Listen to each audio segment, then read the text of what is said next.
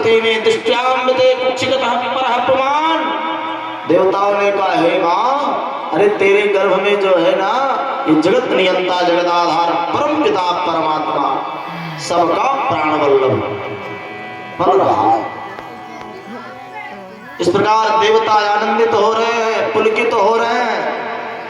मानो देवता ये भी कहना चाहते हैं, हे प्रभु, जो आपने कहा है वो सत्य जरूर हो, सत्य प्रथम, सत्य परम सत्य। बार बार सत्य शब्द से संबोधित किया कि कहीं ऐसा ना हो कि वहां पहुंचते ही मामा भांजे का संबंध निभाने लग जाओ, श्री राम जय राम, तो गड़बड़ हो जाएगा। इसलिए सत्य हो, सत्य हो, सत्य हो। इस प्रकार देवताओं ने दिव्य स्तुति की। सुखदेव जी कहते हैं, राजन, जब मेरे प्रभु का आगमन होता है ना, उस समय अथ सर्वगुणोपेतः कालः परम शोभनः।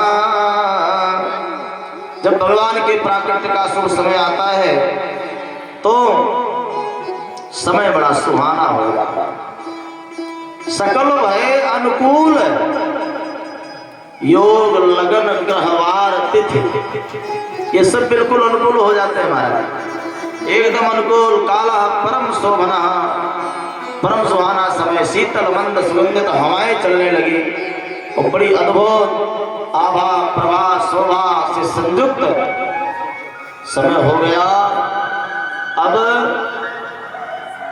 भाद्रपद मास कृष्ण पक्ष अष्टमी तिथि और रात्रि के ठीक 12 बजे का समय, माता देवकी के सन्मुख भगवान श्री हरि चतुर्भुज स्वरूप में प्रकट हो गए। बोल भक्तवत्सल भगवान की। परीक्षित जी ने कहा, सरकार ठाकुर जी कैसे हैं? तो सुखदेव जी कहते हैं कि तमाद्भुतम मालकमंबुजेक्षण चतुर्भुजम शंख गदार युधायुधम श्रीवत्सवक्षमांगलशोभिकौस्तुभम् पीतांबरा सांद्रपयोदसौभगम् तम अद्भुतम बालकम। अरे चार चार हाथों वाला है और चारों हाथ खाली नहीं है, शंख चक्र गदा पद्म लिया है। और कैसा है? श्रीवत्सवक्षमं, वक्षस्थल पर कौस्तुभ मणि विराजमान है, अद्भुत आभा प्रभा कांति के साथ संयुक्त हो, पीतांबर धारण किए हुआ, तड़ित विनिमलित पीतांबर धारी, चार चार हाथों वाला बड़ा अद्भुत। आज भगवान कहने लगे, माँ मैं आ गया।